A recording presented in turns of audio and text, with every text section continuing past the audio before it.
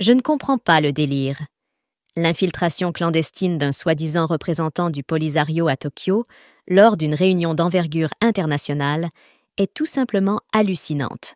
Imprimer une pancarte bâclée sur un logiciel basique, déplacer une chaise, sortir la pancarte d'une valise et s'installer entre deux délégations relève de l'incroyable. Derrière cette mascarade, l'ombre de l'Algérie plane, comme à l'accoutumée.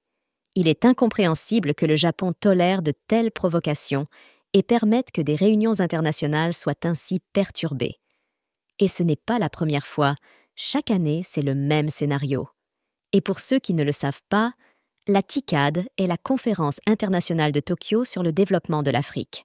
C'est un forum international majeur qui se tient régulièrement pour discuter des enjeux du développement en Afrique et renforcer la coopération entre le Japon et le continent africain.